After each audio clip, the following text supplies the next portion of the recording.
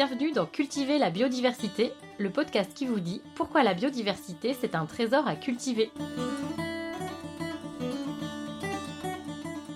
Cultiver la biodiversité, épisode spécial 6. Petit bilan de notre podcast. Et ben aujourd'hui on s'est dit avec Emma qu'on allait se prendre un petit temps pour s'arrêter au bout d'1 an et demi qu'on fait ce podcast, parce que ça fait 1 an et demi qu'on a commencé et ça fait aussi pas longtemps qu'on a changé de plateforme de financement participative, alors on s'est dit que c'était l'occasion. Oui, effectivement, ça fait plus d'1 an maintenant qu'on a commencé ce podcast et on est vraiment trop contente du chemin parcouru et puis juste de le faire. C'est toujours un moment qu'on adore.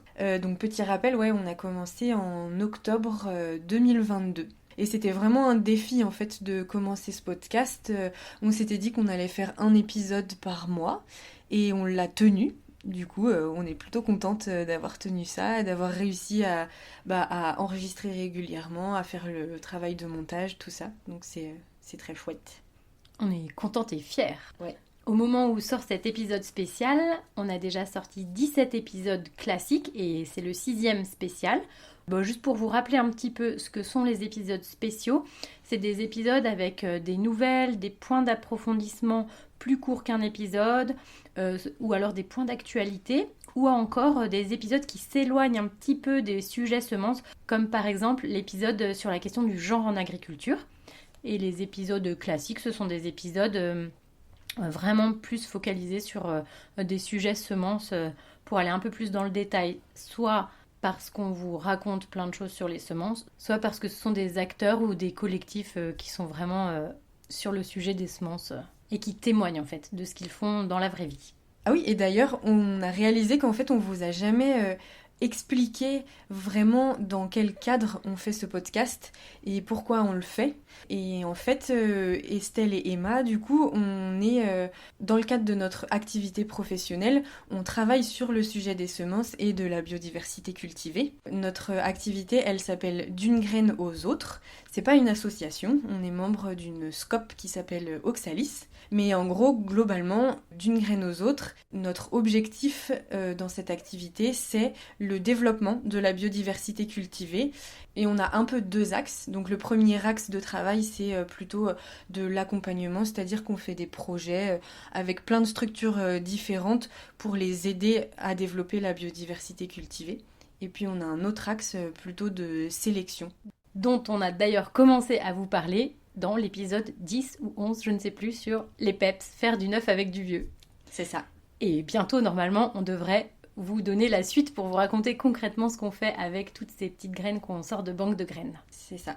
Et du coup, c'est dans le cadre de notre activité d'une graine aux autres qu'on a décidé de faire ce podcast, parce qu'on avait envie de transmettre ce qu'on sait sur la biodiversité cultivée dans un format qui soit accessible librement à toutes et tous. Et on avait aussi envie de mettre en valeur les initiatives du coup avec qui potentiellement on travaille ou on est en interaction en fait. Oui, carrément, parce qu'il y a vraiment beaucoup de diversité aussi parmi les acteurs et les initiatives autour des semences. Et en fait, on trouve ça vraiment chouette de les mettre en valeur pour donner des exemples concrets de ce que c'est que la biodiversité, montrer la diversité aussi des points de vue, des méthodes de travail, des lieux, des organisations. Voilà. Donc transmettre la diversité humaine qu'il y a au-delà de la diversité génétique. Et on fait aussi ce podcast donc dans le cadre de notre activité professionnelle, d'une graine aux autres, mais du coup on fait ça sans financement particulier. Et en ce qui concerne les financements, en fait on vous donne la possibilité, à vous, nos auditeurs, de nous soutenir en fait pour participer aux frais techniques que le podcast engendre. Donc il y a quoi dedans ?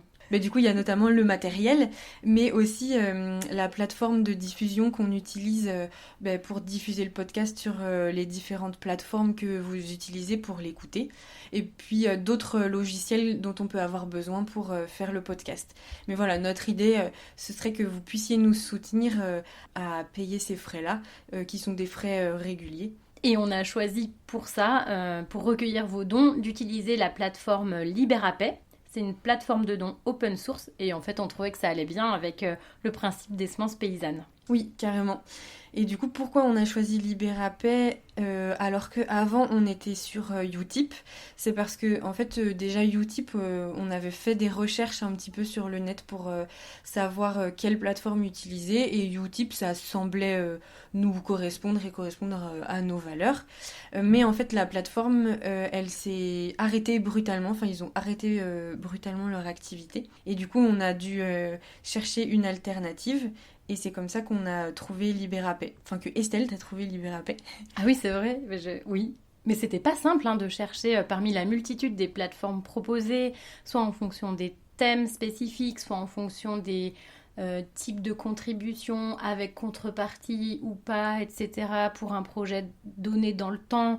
Oui, c'était pas facile de trouver une plateforme qui correspondait à ce qu'on souhaitait.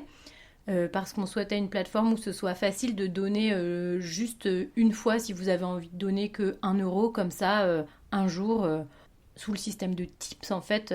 Et aussi une plateforme qui correspondait un petit peu à nos valeurs dans le sens où c'était pas forcément quelque chose de trop commercial. C'est une jungle en fait, l'univers des plateformes de dons. Il y a plein de critères.